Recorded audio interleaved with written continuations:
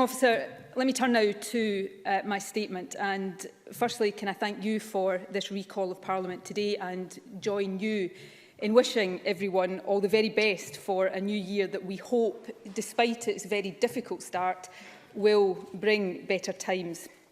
The Cabinet met this morning to assess the up-to-date COVID situation, which I must say at the outset is extremely serious, and to discuss what further action is necessary to minimise further spread of the virus. I will set out the decisions we reached shortly.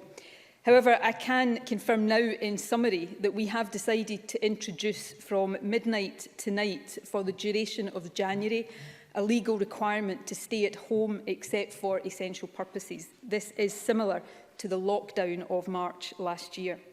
However, before I set out these decisions in more detail, I want to take the opportunity to explain in some detail why they are so necessary. In the past few weeks, there have been two significant game changers in our fight against this virus. One, the approval of vaccines, is hugely positive and it does offer us the way out of this pandemic. But the other, the new faster spreading variant of the virus, is a massive blow. And possibly the most simple way of explaining the challenge we face right now is to compare it to a race. In one lane we have vaccines, and our job is to make sure they can run as fast as possible. And that's why the government will be doing everything we can to vaccinate people as quickly as possible, and I will say more about that later. But in the other lane is the virus, which, as a result of this new variant, has just learned to run much faster and has most definitely picked up pace in the past couple of weeks. To ensure that the vaccine wins this race, it is essential to speed up vaccination as far as possible, but to give it the time it needs to get ahead, we must also slow the virus down. And because it is now spreading faster, that means even tougher restrictions are necessary.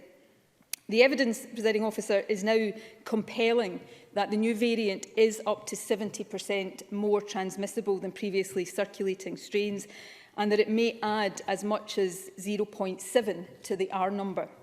And according to recent analysis of PCR test samples, it appears that the new variant already accounts for almost half of all new cases in Scotland. That increased and faster spread is undoubtedly driving the very serious situation we now face.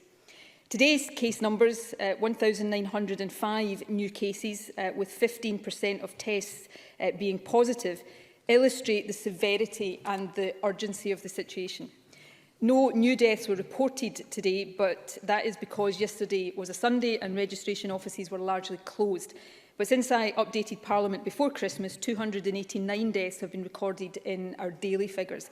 That again reminds us of the continuing grief that this pandemic is causing.